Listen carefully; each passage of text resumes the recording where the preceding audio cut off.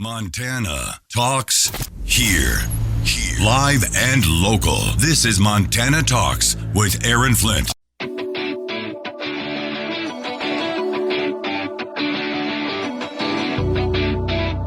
This is where Montana talks. Montana Talks with Aaron Flint. All right, Freedom Friday. George Blackard in the house. Bruce and Ennis. He's not in the house, but man, he's on the show with us. He's on the air with us out in Ennis, listening on the Montana Talks app this morning. George, first off, good to see you. Thanks for coming in. Oh, it's a beautiful day today. Look at those mountains, the sun shining off the snow over there. Oh, yeah. That's amazing. Looks good. I took a photo yesterday, too. It was incredible. My phone doesn't give it justice to how good the view actually is. Bruce and Ennis, he sent us a message a few minutes ago, and he is spot on. So I was talking about this story about how these illegal aliens were reportedly dumped in the Flathead Valley of Montana. And then there's some dark money nonprofit group that's trafficking these folks now, paying for hotel rooms or something like that. But Bruce says this, would a bus ticket to Los Angeles be cheaper than housing them overnight? I think that's a great answer. Why not just give them a bus pass? Hey, here you go. Well, see, it affects everybody. Finita la música, a la playa. Whatever that is. It's the music's over here. Oh, okay. Go to the beach. Go to free health care in California, by the way. Here's your bus pass. Yeah. Well, so here we have a president and his administration that are breaking the law. Not only just breaking the law on immigration, but now they're sending illegal aliens to all the states. I mean, they're sending them to Montana now. So, yeah, we definitely need to stand up to this and demand that they stop doing this, that they enforce the law. That's the thing, Aaron. We have laws to cover all this immigration and all this. They already exist, but our government is not enforcing those laws, and they refuse to enforce those laws. So, right now, we got a bunch of people, not only in Congress, but in the courts. All these judges, all these people that are supposed to uphold the law are not doing it, and they're purposely breaking the law. So you have judges. Judges used to be respected people. You didn't get to be a judge unless you had your stuff together, right? I mean, that's the only way you could get to be a judge. And now it means nothing to be a judge. But George, nothing at all. George, they went to Columbia University. You see the problem there. I just put the ball on the tee for you. Exactly. So you see the problem there. These universities also used to be, if you were a professor in a university, then you held a position of respect. People would listen. They'd be like, well, a professor said it. Now, if they're like, doesn't mean anything. George, hey, according to this college professor, you just roll your eyes. I could go downtown. You see that homeless dude down there, right down there? That guy. Yeah. I could go ask him and get a better answer than a professor at a college is going to give you, or a judge. That's true. It's the same thing because it doesn't mean anything to be a judge or a professor anymore. There are some, there are some good professors out there. There are some good judges out there, but by and large, I'm lumping them all together today. I know that's all right. You're grouchy. That's all right. You can be grouchy. It's Friday. It's we're all ready for the week. Fired up. Over. Fired up today. But yeah, so many of them, they have just, they've brought shame on their professions. If I were to go downtown and say, well, according to a college professor, they'd be like, they'd just start laughing at you. Oh, yeah. Oh, a professor says, huh? Oh, they've just turned into a joke because of all these clowns, unfortunately. Democracy 24. Independent candidate for president Robert F. Kennedy Jr. proposing a no-spoiler pledge to President Biden that would have them co-fund a 50-state poll of more than 30,000 people in October, pitting each of them against former President Trump in a two-man race and agreeing that whoever performs weakest drops out of the race. We only have one chance to beat Donald Trump, and we need a nominee who can get the job done. That would be me. But extending the invite. And I'm happy to make this same pledge with President Trump. Because I can do better against President Biden than President Trump can. Saying he wants Americans to feel that they don't have to vote out of fear. That they feel that they can vote out of hope. Critics have slammed his run, including former President Trump, who called Kennedy's campaign a wasted protest vote, while more than a dozen members of the Kennedy family have endorsed President Biden for a second term. Kristen Goodwin, Fox News. Here's a look at your real weather for Billings and Bozeman. We'll see breaks of sun and some cloud cover in the area today. High temperatures will range from around 49 in Bozeman to 53 in Billings. For tonight, with clear to partly cloudy skies, lows in the upper 20s to around 30. And the outlook for Saturday calls for some sunshine with high temperatures in the mid and upper 60s around the area. Skies stay partly cloudy into Saturday night with lows in the upper 30s and lower 40s. This is weatherology meteorologist Paul Trombley. Look, these pro-Hamas terrorist sympathizers rioting and protesting on college campuses, they're obviously being well-funded, right? Somebody paid for those tents. It's blatantly obvious, right? Hey, Aaron Flint here with Montana Talks. We don't just raise questions, we track down answers. TheFederalist.com had the answers on this one. So did Fox News. George Soros, the Rockefeller folks, they're all funding these anti-American, anti-Semitic protests on these campuses.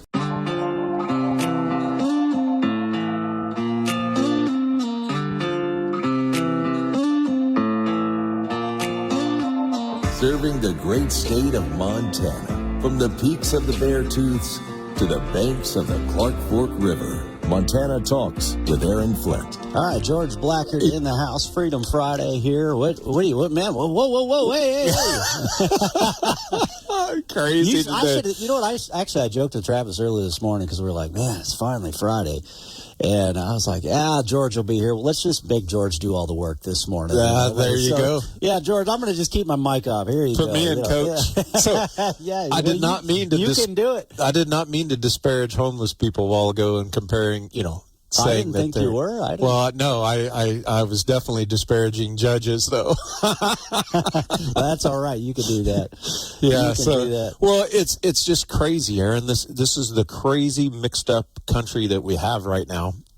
As the rule of law doesn't matter as long as it suits your political agenda, then you can do whatever you want to do.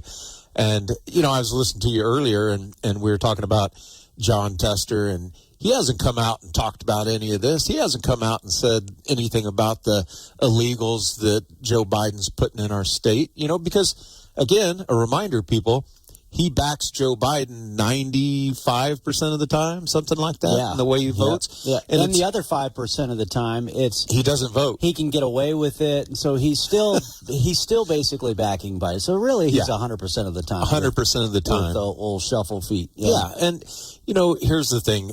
I know there's a lot of people that don't like any of the presidential candidates we have right now, and I don't either, to tell you the truth.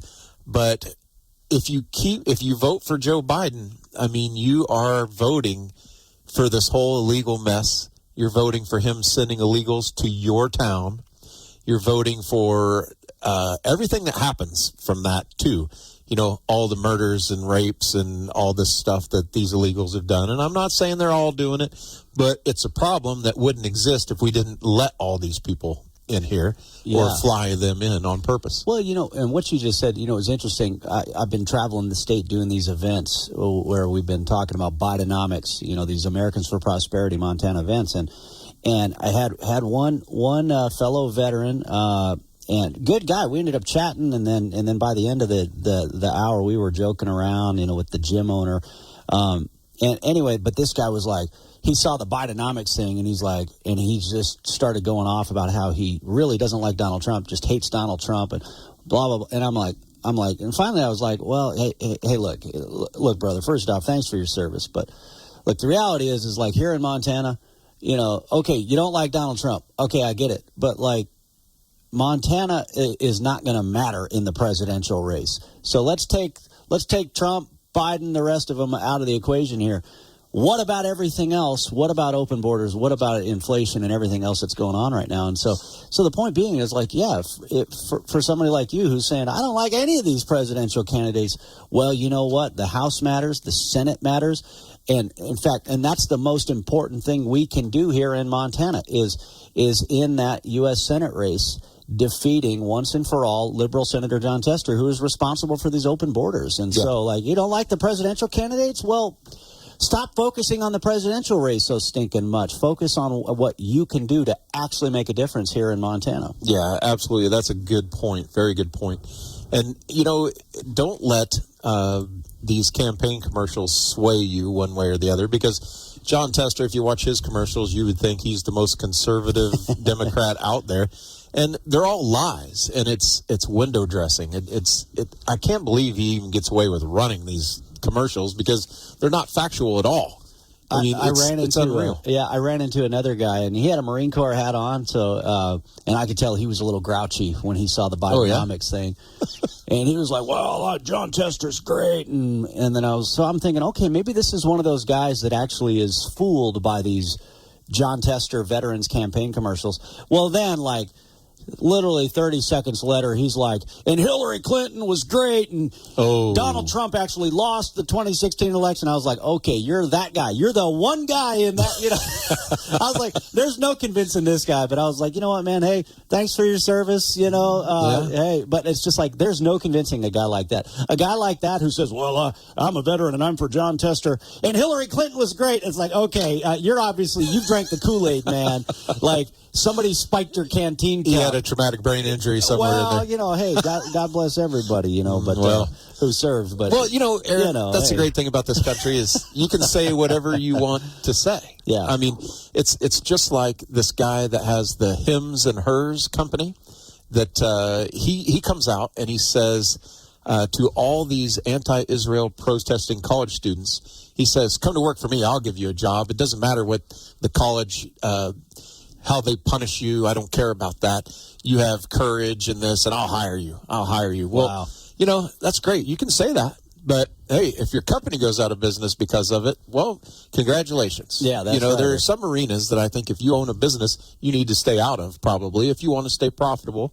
Well, or just do it in a respectful way. But I don't know, providing support for the pro-Hamas terrorists that are harassing Jewish students? Yeah, probably not the best business plan there. Well, the crazy thing is, and I think you mentioned it earlier, I just turned on the radio and just caught the tail end of it, but, these college students don't understand that most of those students, if these radical Islamists ran the country or the world, they'd be throwing them off the roofs of buildings. Oh, yeah. And they just don't get that. Yeah. They don't understand. They would, if they were in charge of the University of Montana campus, Zoe Zephyr was there at the protest. Zoe would be thrown off the roof of Main Hall onto the oval below. And if these radical Islamists were in charge, if Sharia law was instituted here on American soil, and it's just like these people it's crazy.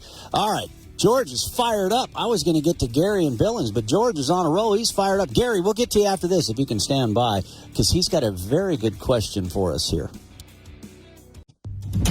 This is where Montana Talks Ag with Lane Nordland. Agriculture groups are reacting to both the House and Senate Agriculture Committee leaders who released their Farm Bill overviews this week. Groups like the National Cattlemen's Beef Association say that the Farm Bill framework from the House is very pleasing, especially with opportunities to expand profitability for producers. However, they said the Senate version suffers from a lack of producer input. American Farm Bureau says both proposals acknowledge that farm programs require additional investment due to failing commodity prices and higher interest rates. The Senate version, which was released yesterday, makes investments into the farm safety net and supports beginning, underserved, and small farmers and ranchers. Senate Ag Committee Chairwoman Debbie Stabenow says it also helps families working hard to make ends meet by investing in nutrition assistance that puts food on the table, increasing access to fruits and vegetables, and supporting people on the path to self-sufficiency. In other news, farmers and ranchers are invited to submit nominations for the 2025 Farm Bureau Farm Dog of the Year contest, which comes with a cash prize and bragging rights. In its 7th year, supported by Nestle Purina Pet Care, it celebrates farm and ranch dogs in the many ways they support farmers and ranchers. For more information on how to nominate man's best friend, just visit Farm Dog of the Year online. I'm Lane Nordland.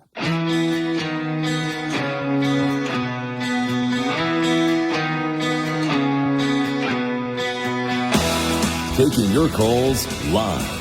406-294-0970. Montana Talks with Aaron Flint.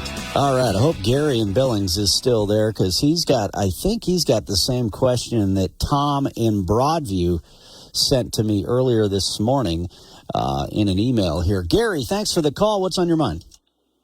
Hey, good morning, Aaron and George, and thank you for taking my call and allow me to express my opinion. I have not called in all week because I just been so disgusted at what is going on with our country. But let's go back and blame who is to fault. You know, when you look at George Soros and Chuck Birch, these attacks against America, where in the hell is the Congress? Why don't they go after this snake that's doing all this work? Now, the only real truth we get, like you said, where is the news? Yeah. We're being attacked from all directions, and I'm an old guy myself, but I wonder how long I'll be free. But I hope I don't have to ever see a war. Yeah, I hear you. Well, Gary, thanks for the call. So, George, Gary's basic question was similar to what Tom in Broadview sent me an email about 6:04 this morning. And for background, for folks who've missed my reporting this week, George Soros, it's been confirmed, multiple news organizations have confirmed that George Soros's outfits are funding these anti-Semitic protests on these college campuses. So Tom says, why don't we just take Soros out? He is a sworn enemy of the U.S. He has vowed to destroy our democracy. He is waging war against us, not a conventional war, but a war to destroy the country just the same. And so, you know, the least the government could do is to confiscate all of his U.S. assets and deny him the right to have any business activity in the U.S. Anyway, so that's what Tom in Broadview is saying is, why don't we just take out George Soros? I understand his frustration, but, man, that's a slippery slope. If you take out an American citizen is Soros a citizen? I don't know, whatever. Maybe is, maybe isn't. But, I mean, you start assassinating somebody for this, then, man, that's a slippery slope. I don't even want to go down. But well, I think there's other ways of to going take him out? after him. Not financially. There's other legal maneuvers and mechanisms. Aiding and abetting these terrorist groups, for example. Right. Well, so that's where I was going next. Okay. So but I wanted to cover that because some people went exactly where I went when I first heard that, right? And somebody's stupid enough to do it. But what I'm saying is, if they can get Al Capone for tax evasion, right? They couldn't get him for all the other stuff that he did, but they got him for tax evasion. They could do the same thing to Soros if they wanted to, because I'm sure there are laws that he's broken by doing what he does. But they aren't going after him. And what does that tell you when our government doesn't go after somebody that's causing all these problems like he is? It's because George Soros is the Democrat Party, which means George Soros is running our government right now. Who do you think these deep state operatives are bowing down to? George freaking Soros. And we should all You think they're going to go after him? furious. No. They're going after peaceful pro-life protesters and everyday American citizens and the gun store owner in Great Falls. They're not going after the guy who's their piggy bank, George Soros. Yep. Well, that's true. That is very true. And so it just is another clue into how screwed up our government is. This is Freedom Friday, Aaron, and I saw a story that really caught my attention. There was a girl at the University of North Carolina at Chapel Hill. So they were having protests, anti-Israel protests there. There was a flag flying at half-mast in honor of these fallen law enforcement officers that were killed the other day, right? Yeah. And Marshall's task force. Yeah, and these anti-Israel protesters took down the American flag, put up a Palestinian flag, and then desecrated the American flag, burned it, and tore it up. And this one girl went out there, and she held up her own American flag during all of this that was going on. I mean, this girl has some guts to go out there and do this. She stands there with the American flag. These anti-Israel protesters started throwing rocks and stuff at her for doing that. And, that tells you a little bit about how stupid these protesters are and the type of people they are. Because this country's all about freedom. Well, they're free to burn the flag. They are. That's not against the law. They can do that. But she's also free to hold up a flag. She wasn't throwing rocks at them. Yeah. She was just holding a flag, but they started throwing rocks at her. You just made a great point. She wasn't throwing rocks at them, but they were throwing rocks at her. But yet, look at how Joe Biden will equivocate what's going on. Well, there's people on both sides. No. There is one side that's throwing the rocks, that's destroying these campuses, that's harassing and threatening and intimidating students from the other side. And, Joe, it's your side. It's the Democrat Party. What about those UNC Chapel Hill students that defended the flag, too? I'm sure you heard about that one as well. They raised the American flag back up and then rallied around the flagpole. If you missed that story, I'll tell you about it here in 60 seconds. Fox News, I'm Therese Crowley. But many of those chanting are not. NYPD invited to clear out a campus Gaza protest at NYU, with police buses ready for arrests, and then moved on to clear out another Gaza protest camp at the new school. More than 50 arrested.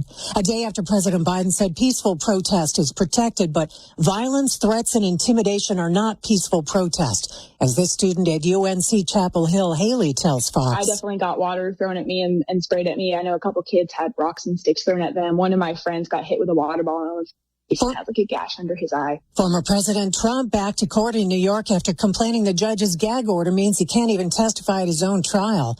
Jobs added in April, just 175,000 fewer than expected. Markets cheering, hoping it leads the Fed to begin cutting interest rates by September. America's listening to Fox News. So Hans Wiese is the guy. Hans Wiese is the guy who's the foreigner, who is doing the same stuff that George Soros is doing. I want to talk more about Hans Wiese. If we don't get to it here during Freedom Friday, I want to get to it here later on in the 8 or 9 o'clock hours of the show, because Josh Hawley mentioned him yesterday when confronting Interior Secretary Deb Haaland. All right, George, here's the soundbite. Fraternity members at the University of North Carolina defending the American flag from a group of protesters. Now, after the video and the pictures went viral of these students defending the flag, over $500,000 has been raised in their honor, and then country musicians like John Rich have offered to do a free concert celebrating these patriots as well. Here's one of them. Here's a young man that was on Fox and Friends earlier this morning, and I forget where I put the story. I'll find his name in a second, but here's what he had to say. I respect other people's opinions, but when I started seeing, Jewish students getting mobbed with flags and chants and signs, I started to kind of realize that maybe these protests have evolved a little bit. And so I stepped up kind of to give a voice to the Jewish community on campus. All right. A young man being a man. There you go. That's great. That was Jake Harris, by the way, is his name. Yeah. And how about hiring those people? See, the other guy wants to hire the anti-Jewish people. I want to hire this Haley who was holding the flag up in the middle of that mob, right? That's the person that has guts. That's the person that I want to hire. And those were members of Pi Kappa Phi fraternity, and they did help her out and joined her. And I think that's the fraternity that this young man that just spoke was from, too. I believe so, Pi yeah. Kappa There were Phi. a couple of different fraternities. So, see, there are people out there. There are good people out there. There's young men that are being men, real men in America. It's great to see. Yeah, and, Aaron, isn't that something? So they get out there and they do the right thing. But a lot of the other ones have their faces covered up. They're wearing things that cover their whole head except their eyes, just like these Islamic terrorists always do. They cover their faces, right? Yep. So if you're on the side of right, why are you covering your face? Oh, yeah. And at the University of Montana, you can see so many of them are covering their faces. Take off your masks, you cowards. Nancy in Roundup had something quick to share. What's going on, Nancy? Oh, okay. Apparently she's not there. All right, we got other folks ringing in here as well. Richard in Jordan. Richard, what's going on? Good morning, gentlemen. I have a question. Do you remember the interview that you did with the gal from Glendive? That her child was being transitioned without her, or son, or whatever it was, without her permission. Do you remember that? You mean Glasgow, the story out of Glasgow. Yeah. Glasgow. There you go. Okay. Recently, I saw two comments that she made on the governor's website that was accusing the governor of stealing her child and taking it to Canada to be sexually transitioned there. The judge in the child custody whole deal, I believe, gave custody back to the birth mother in Canada. So I think that's what you're referencing. Stand by. We got to take a hard break here. Stand by.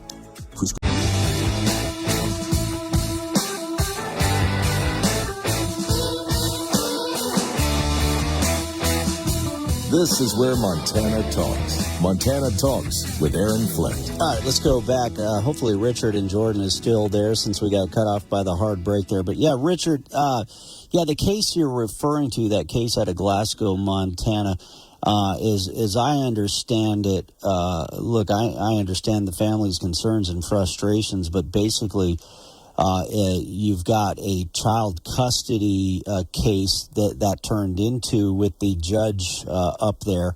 And as I understand it, the daughter is now in Canada with her birth mother. But anyway, what did you want to share about that story? Well, I'm hoping that I don't lose you here. I'm traveling to Billings right now. I just went through Roundup. My concern was that the comment that she made was directly on Governor Gianforte's Facebook page, and it was a direct accusation saying that he kidnapped their and sent it to Canada. I asked for proof of what she was saying, and all I got back was, have you been following our story? Stay tuned. That it's all going to come out in the trial. And it just seems to me that, to throw an accusation like that where a governor is actually even facilitating such a thing in that way, it's a very strong accusation, especially in a political election year like this. Yeah, and I understand her frustration. I mean, and what they're going through. I do think that the legislature needs to go even further with some of the laws on the books when it comes to kids that are placed in state facilities for treatment and for care. In this case, it was the young lady was placed into a suicidal treatment facility. And so I understand the concern on that front, but everything I've heard about this case, and Lieutenant Governor Kristen Juris says that she looked at the case. She looked at old case documents, old court documents, many of which have not been released to the public yet. And she says that there is more to this story here, that it involves other family issues, that it doesn't just simply. Let me just say this. There are political opportunists out there. Separate. I'm not talking about the family here. I'm talking about there are political opportunists out there who are desperate to attack Governor Greg Gianforte and who are desperate to – and that's why you even see the liberal groups kind of jumping on this issue, trying to create division within the Montana GOP, because they're hoping that this issue can be used to divide Republicans, to hopefully harm GOP turnout in the legislative races this fall. And so they're trying to use this as a wedge issue, and there's political opportunists that are trying to use this to attack the governor when everything we've heard from Lieutenant Governor Juris and others is that there is much more to this story. Otherwise, there are major pro-family organizations out there who would be weighing in a major way on this case if they felt that the governor was doing something wrong here. And so I just think there's political opportunists that are trying to take advantage of cases like this. But from what I've heard, there's much more to the story. But again, I feel bad for the family, and I don't think kids should be socially transitioned in these state facilities. But again, the governor put protections in place against this radical transgender agenda, and who threw those protections out? The liberal Montana Supreme Court. So, folks, if you're concerned about this type of stuff, focus on the Montana Supreme Court seats. Anyway, much longer rant than folks probably wanted there. But, Richard, thanks for the call and the question. George, your thoughts? Or you said it all. Okay, all right. Yeah. And I don't know anything about that story. All right, yeah. But, there is a story out of West Virginia. So I'm telling you, the women today, the girls today have got my attention, because you have they always had your attention, George. Be honest, sailor. Well, okay. So you have Haley at North Carolina, Chapel Hill, right, holding the flag out there. Well, in West Virginia, there were 5 middle school girls who were protesting the fact that there was a boy competing in the girls' shot put and discus events. And so these 5 young girls, their protest, and so I have utmost respect for them, their protest was to walk into the shot put circle and step out without throwing, without completing a throw. A shot. Right, Yeah. Exactly, which is a foul, and they were disqualified. Well, they didn't throw rocks, they didn't burn flags, they didn't do anything. They went in there, they protested in a way that was noticed, but didn't hurt anybody else, right? The boy, by the way, ended up winning that event, and the West Virginia Attorney General jumped to their side because you'll remember that West Virginia tried to pass a law that banned boys from competing or men competing in women's events, and the courts there blocked it. And so, my hat's off to these 5 young girls that had the courage to do that and were willing to do that. And, exactly. And that's the right way to do things. Yeah, and now those girls are being punished and not being allowed to play sports. But that's what's happening in Joe Biden and John Tester's America is they throw rocks at girls holding an Israeli flag. They take shots at girls who are trying to protect girls' sports. And they're trying to throw men into girls' locker rooms. Absolute insanity. Let's go to Tim in Billings next up on the phone lines. Tim, what's going on? Good morning, gentlemen. Happy Freedom Friday. I think we still have freedom in America, at least a little bit, at least here in Montana. But, you wonder, where do these college protesters, where do they get the idea that it's okay to take the American flag down and fly the flag of another country? I don't know, you could look back just a week and a half, 2 weeks ago to Congress and look at a bunch of clapping seals that are supposedly representing the people waving the Ukrainian flag on the floor of the U.S. House. I mean, it is ridiculous. There's no such thing. There's no such thing as pride. There's no such thing as honor. There's no such thing as anything left in this country anymore. They think it's the cool thing to do. They think it's the cool thing. They think that tearing down the American flag or waving the flag of another country, they think that's the cool thing to do. Tim's question, where did they learn this from?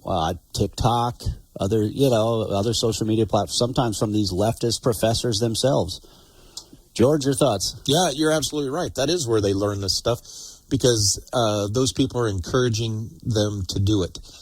But there's no excuse for any member of Congress to be holding a flag of another country in Congress. I mean, there's no excuse for that. So in the 6 o'clock hour of the show, I was telling folks about this big story on our Montana Talks website right now about how these illegal aliens were reportedly dumped in Montana's Flathead Valley. And I made a remark about so I was reading this press release from Congressman Ryan Zinke. Apparently, these illegal aliens, they got dumped in the Flathead Valley by, probably some liberal nonprofit. And then they called the sheriff's office to ask for accommodations. So I had thrown out, are these guys candidates for the dumbest criminals segment on that? There's a TV show that highlights dumb criminals, that break into stores and then get hit by their own hammer or whatever, right? These guys called the sheriff to ask for accommodations. That's how bold these illegal aliens are. It's like, hey, sheriff, we just got to town. Can you give us a place to stay for the night? How about the jail cell? But anyway, Evan and Belt says this. I don't know if they are dumb illegal immigrants or not. Think about it. Just like they turn themselves into Border Patrol down south, maybe they're told to contact local law enforcement as a way for the anti-American Biden administration to thumb their nose at us to show that they can do whatever the hell they want and we can't do anything about it. Just remember, November is coming and we are facing the most consequential election ever. Question is, will we choose freedom or communism? That's from Evan and Belt. Evan's always got a good take. I don't blame those people if I were dumped somewhere, because first of all, they got a welcome, right? Because they got flown here.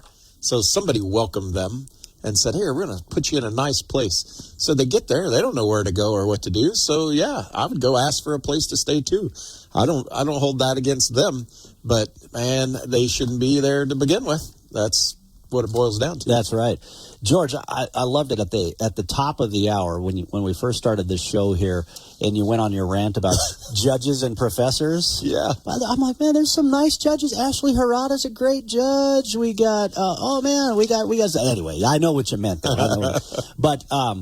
But when you went off on these college professors, what I loved about it is you didn't even hear my opening rant at 6:06 in the morning, because what time? You probably started listening around 6:30, 6:40. Yeah, 6:30. Yep. So at 6:06, go back and listen to the podcast later today if you want. But anyway, I was going off about that very thing, about these fake news media reporters. They have a cookie cutter in their cupboard. Whenever they do a political story about Montana, they go interview some liberal political science professor from Montana to basically put their opinion. So basically, like, it's their way to make a whole news article about, Democrat Party talking points, but they make it look like they're being nonpartisan by interviewing some liberal college political science professor. So that was my opening rant. Anyway, I'll tell you what set off that rant right after this, and then hopefully we'll get George all fired up again as well, because he's kind of taming down on us, isn't he? Right? This episode is brought to you by Xfinity Mobile.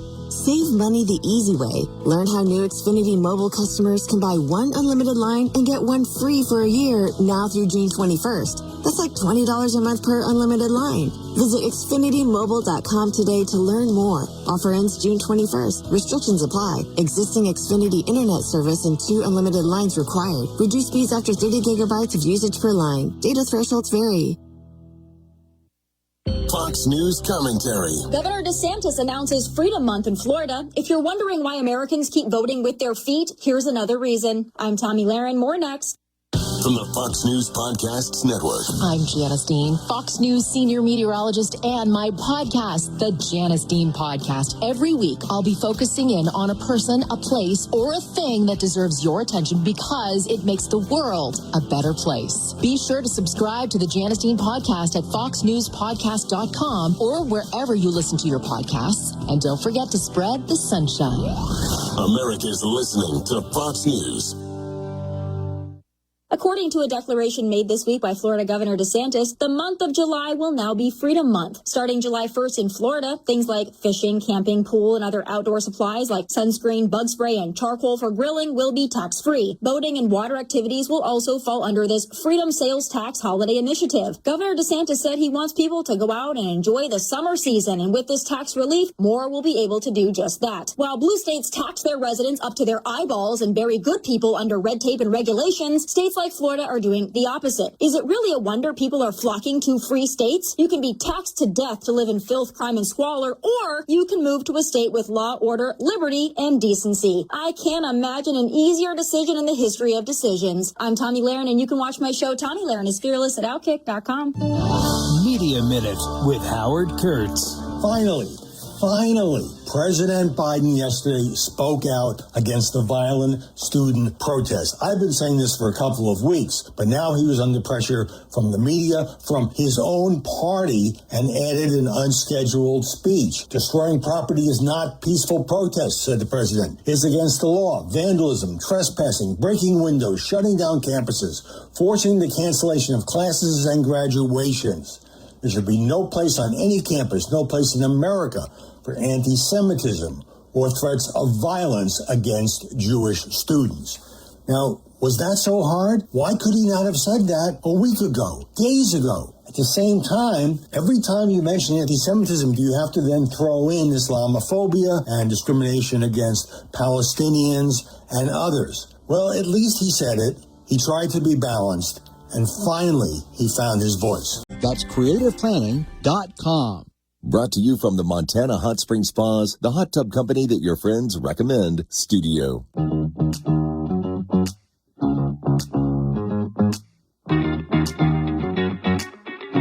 Taking your calls live. 406-294-0970. Montana Talks with Aaron Flint.